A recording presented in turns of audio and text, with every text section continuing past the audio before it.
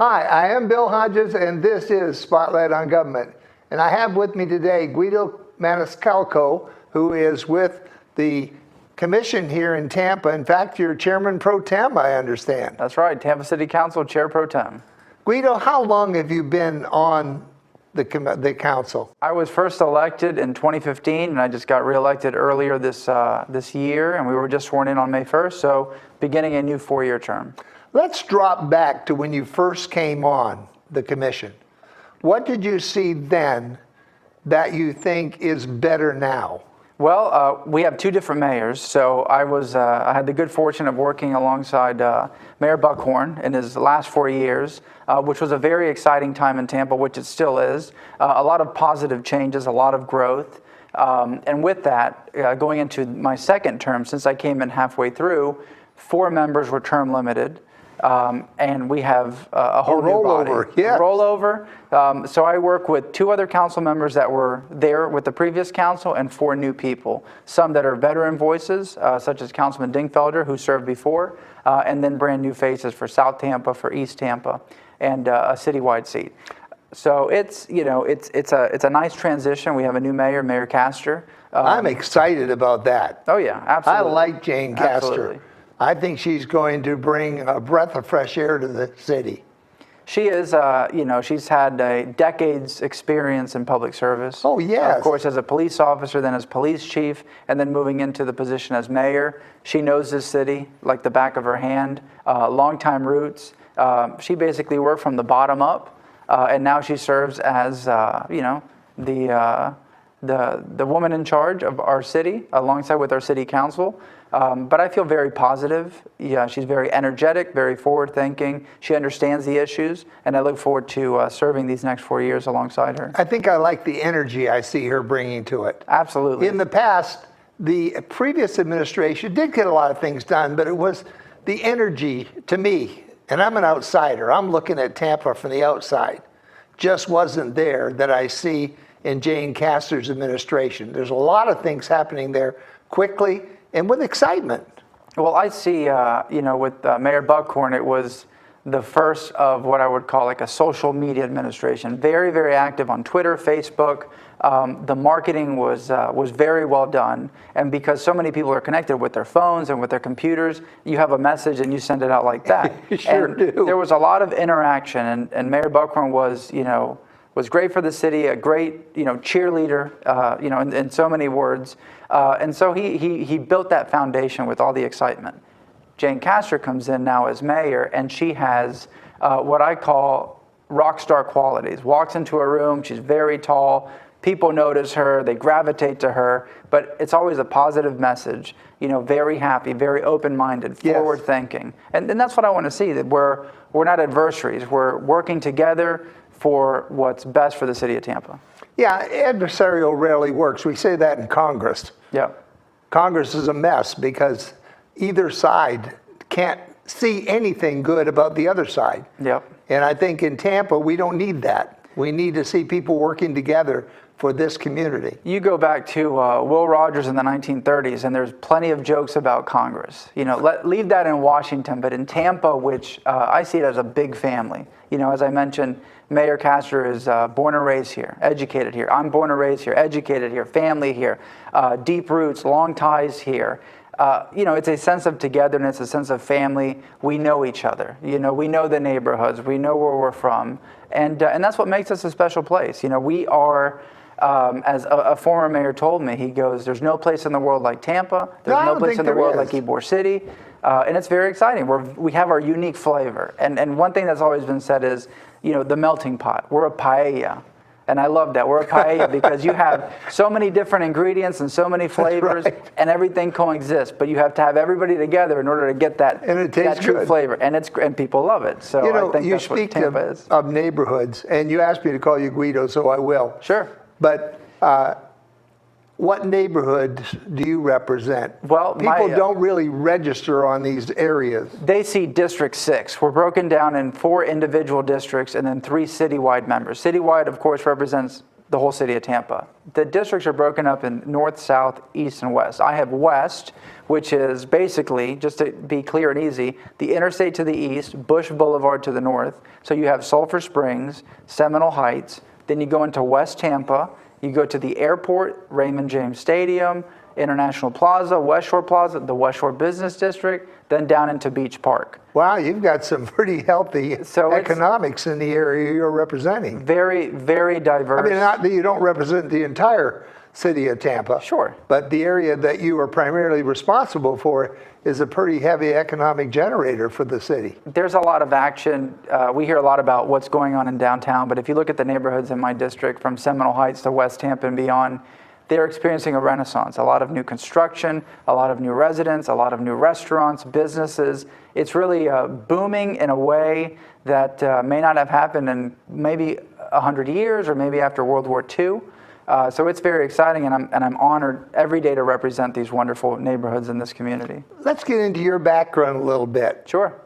What did you do prior to coming on the commission? I grew up in the jewelry business. My grandfather opened a store almost 50 years ago. So even my mother as a teenager and my aunt, that's what they grew up in. Before that, he had different jobs. He started working from home, doing his his jewelry craft, and he would actually go door to door selling jewelry. This is back in the day when, again, everybody knows everybody, and he would give people credit. That's another thing, and things were done on a handshake. Now, it's a different world.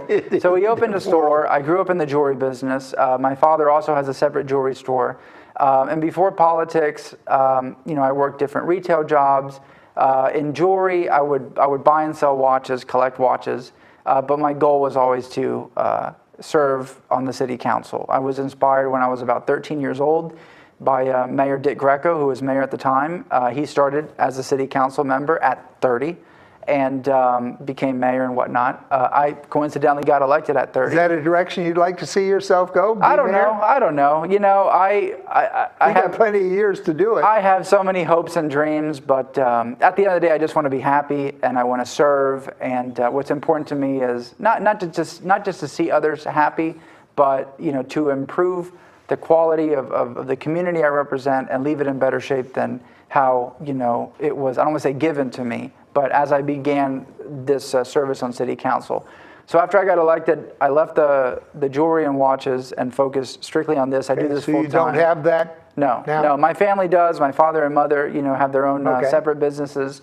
But I like to answer my own phone in the office. Sure. I like to be there. And somebody told me this morning, they said, I was really impressed that you actually answered your phone and you scheduled your meeting and, you did all this stuff. And I think people appreciate that level of service because on the outside looking in, before I got elected, I would go, they're very important and they're very busy. I guess I have to go through the aide or the secretary gatekeeper. Or somebody else, but when somebody answers the phone, I think it means a lot. And, you can't forget the people that were there for you and helped you get elected, and I just really want to keep that, city councilman, chair pro tem, whatever, the honorable, whatever title there is, it doesn't matter. At the end of the day, I'm a regular person, just like everybody else, and I don't let it go to my head. I don't, there's no ego there. The point is, how can I serve you? I hope that I can, get whatever done that you need.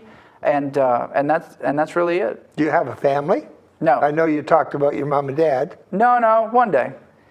And I have 2 nieces. My sister's married, so. So ladies? No. But don't want to do a matchmaker here, right? No, I focused on my career first. I remember going to college and I just wanted to graduate. Right. It wasn't really, I'm going to party, I'm going to do this. And I was focused on, getting my credits done, graduating, getting a degree. I did want to go to law school, and I figured, I would like to prepare myself, with a legal background, then possibly get into politics. But then studying and learning the different backgrounds of former council members and mayors and elected officials, so many different backgrounds. Not everybody's an attorney, not everybody's a doctor, not everybody's from all over. Bob Buckhorn had his roots.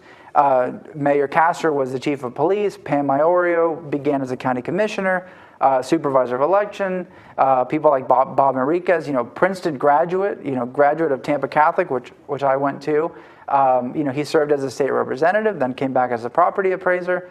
So I saw that, if you have it in your heart that you want to serve, that's all it takes. But on top of that, learn the issues, know the issues. One thing that I would do is, you walk into this clueless. You wake up one day and you get the idea of, I'd like to run for office. But it's not just, I'm going to run for office. You want to build a foundation.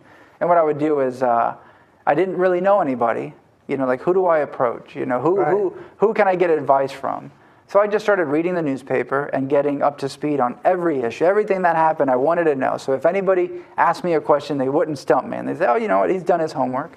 And then I started talking to people in the community. And the first person that I approached, before even Mayor Greco, who originally inspired me, Charlie Miranda, who I have the honor of serving with now. And his assistant, Mary, who I just love to talk to on the phone. Mary's been with the city for a long time. She knows where every bone is buried, and she does a great job of finding them for she brings experience to the table. She knows this community inside and out. But with Charlie Miranda, I would see him at the West Tampa Sandwich Shop, having coffee. And I think my father encouraged me, he said, talk to Charlie. And one thing, the credit that I will give him is, he didn't really know me. I mean, we were just getting to know each other, but he always met with me.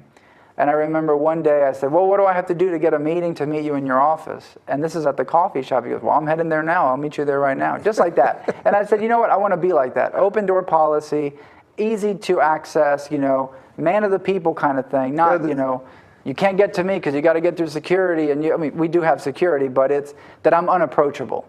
And so a guy that you have just described was one of my personal heroes. Is Earl Leonard. There you go, previous supervisor. He started out at the bottom, driver's training, worked his way up to being superintendent of one of the biggest school systems in the world. Then on to other jobs.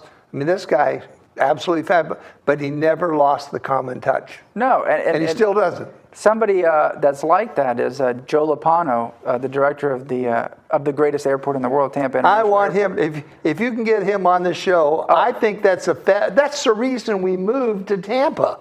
That airport, because I was a professional speaker traveling all over, and I needed an airport that could get in and out of.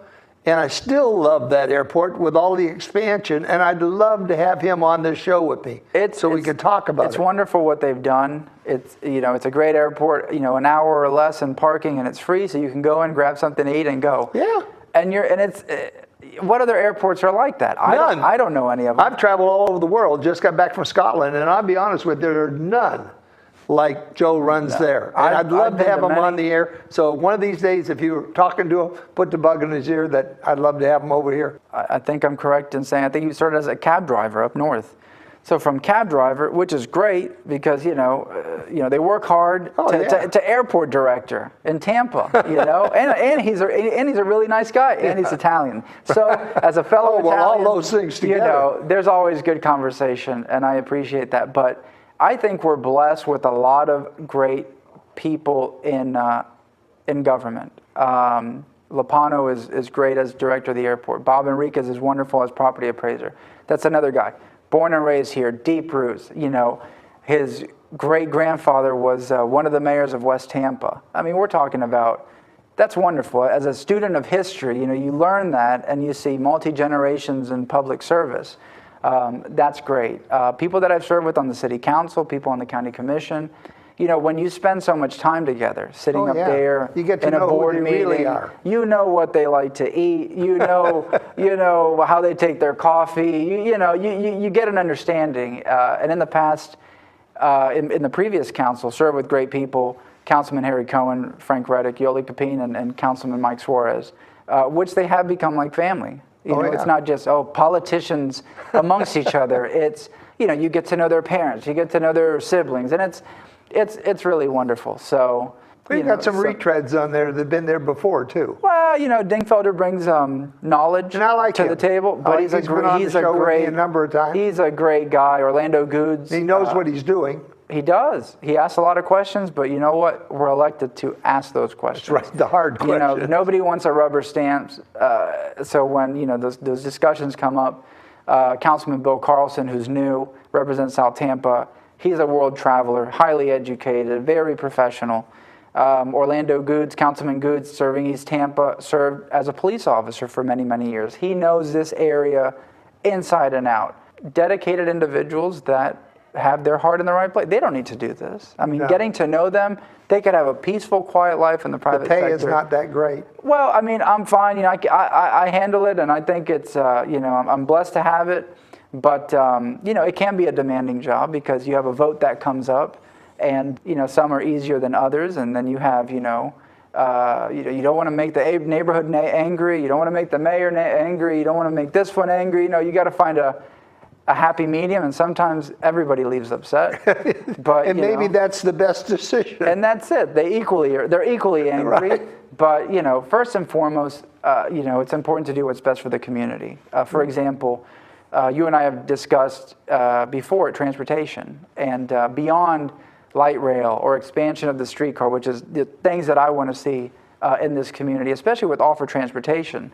All this new tax revenue that it would be dedicated not just to fixing the roads and building the Right. sidewalks, but we can create a dedicated light rail system or expand the streetcar that it goes out of downtown and into the Heights, Tampa Heights and into Seminole Heights. And that's something that Mayor Castro said she'd like to take it into Seminole Heights, which is wonderful. What I'd like to see is more effort into creating the universe of Tampa rather than us and them. Absolutely. I live down in Sun City Center, and people are saying, well, I don't know whether I want that tax to, I'll all go to Tampa. Well, nobody flies into Sun City Center. That's not what they fly into. If you don't have a healthy core, the rest of these, Brandon, all these other suburbs are going to die. Absolutely. I mean, Tampa's the it's county important seat. that And, but it's also important that Tampa look at all these other areas and make it inclusive Yep. and show them the benefits they're going to get from such things as transportation. Yeah, I mean, there are people that I spoke with that would say, I just want you to fix my roads. Well, this can help go to that. You know, please build sidewalks so these kids can walk to school safely. The money would go to that. You know, I'd really like to see the streetcar expanded into my neighborhood so I don't have to take a car downtown and park or to Ybor City or to Water Street and that area where Sparkman Wharf is at. Everybody has different, you know, opinions and different things that they want to see. But at the end of the day, you know, there's going to be something for everyone. There are people that take the bus and say the service is inadequate. Well, there's funding that will go to expand the budget for HART and improve that quality of service. Instead of 30-minute intervals, the bus will come every 15 minutes. Instead of only going out to so many areas where you have to, you know, take another bus and change and everything, it'll connect you. It'll be better connected to where, you know, is more suitable for you. That helps you get to work or helps you get to recreation, to shopping, whatever it is. But you know, I've traveled to many different cities, and I'm proud to say I've never rented a car because I look at their public transportation system. My most recent visit was to Dallas. I get to the airport at Love Field. I get on a bus, takes me to the rail. I saw everything that I wanted to see. I got back to the airport and I went home. I did a day trip. And I said, imagine if Tampa was like that. You go from the airport, you go into the neighborhoods, you go to downtown, you go to beyond, and people say, I didn't have to rent a car, but because of their public transportation, I was able to see all that Tampa has to offer. And I made it back to the airport, or I made it to my destination. Well, I wonder how many people, Guido, actually come here to get on a cruise ship. That's another thing. Who never leave the cruise ship area. Yeah. Because there isn't sufficient transportation, or they're not aware of it at least. Well, what if you where had, they could go from there? If you had a connection from Tampa International Airport down, you know, that would stop in West Tampa, and then they get to Columbus Drive and they see all the Cuban restaurants, and then from there they keep going and they go into Ybor City, or they go into Seminole Heights or Tampa Heights, and they go, wow, look at all these beautiful bungalows, Florida Craftsman bungalows, look at these cigar factories, these brick buildings, some of these brick streets, and then they go to the cruise ship terminal. Meanwhile, they're spending their money here, you know, they're pumping money into our economy, they're seeing the beauty of Tampa and enjoying it, and then they're going to their destination for vacation, which is the cruise ship. But at the same time, you know, it's then becomes a captive audience. You know, they are here, they are our guests, and from there they can enjoy everything that we have to offer. Yeah, it's exciting to me, the potential of just this one penny can make a big difference. How much money did you say they'd already collected? I believe it was over $60 million that's already been collected. And that's in a very short period of time. Yeah, I mean, this was approved in November, and of course, there's been litigation and whatnot. If you see the news, I can't go into detail. But Commissioner White filed.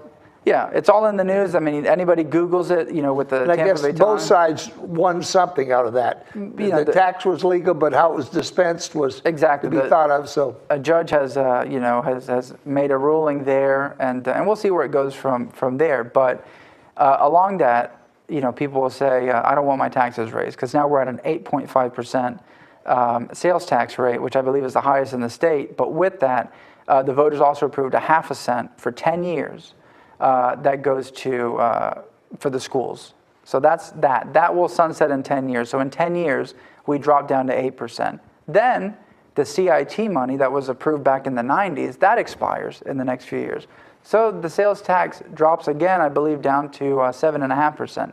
So we will be, down to 7.5%, and then this 30-year offer transportation. Once that sunsets, which is 29 years, 30 years from now, then we get back down to, whatever it is at the state level, 6.5%, and that's it. But you have to look at it as an investment, and it's a tax that you are taxed on what you purchase. And of course, there are exemptions with food and whatnot. Right. But, think about what we can do with all that money. I mean, I told you in just a few months, millions upon millions of dollars have already been collected. But if they are used correctly, which there's the key. I trust that they will. The thing is, There's the key. We need watchdogs on the key. well, and that's one thing. And we need to deliver to the people what they voted for. I've not, and Charlie Miranda brings this up. He's not a fan of publicly funded stadiums.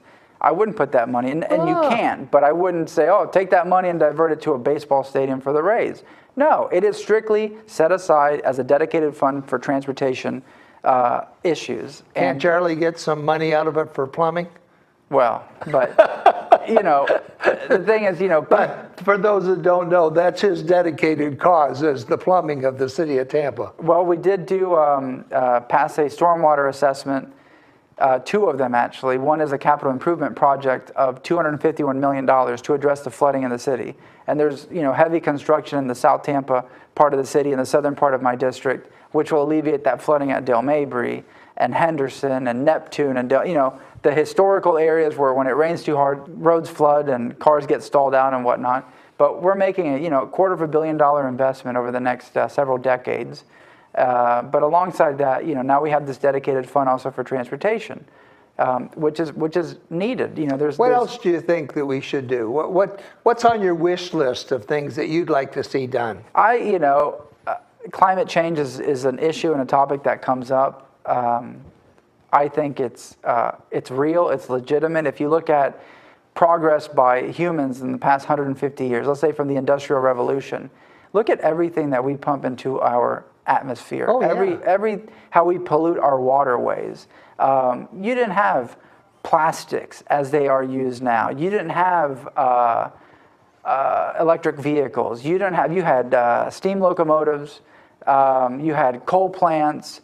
You have, automobiles coming in big time after the streetcars were pulled up after World War II, and interstates being built, and it's just constant, pumping it into our atmosphere, pumping it into the air that we breathe. Our environment is sacred. You can't beat Mother Nature. I learned this with Hurricane Irma as it was approaching us, this massive, massive hurricane. And I read an article, I believe it was from the Washington Post, I have to look it up, and it says, in so many words, Florida should have never really been developed. It was a lot of swamp, and now it's Mother Nature's way of coming back with a vengeance. Really?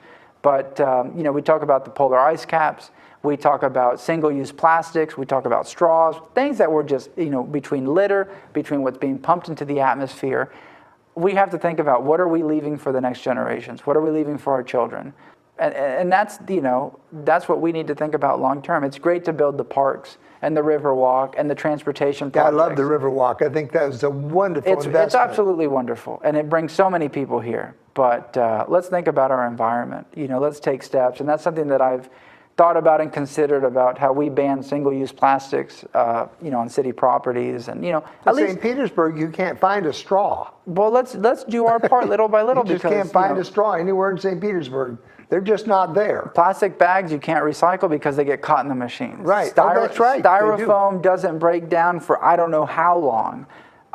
Let's think about the environment. Let's think about renewable resources. We're the Sunshine State. We should be embracing solar energy. Well, if we screw up our beaches and everything else here, we're in deep trouble. Where are we going to go? We can go farther north and we can go to other places, but let's not mess with what Mother Nature left us with, to enjoy.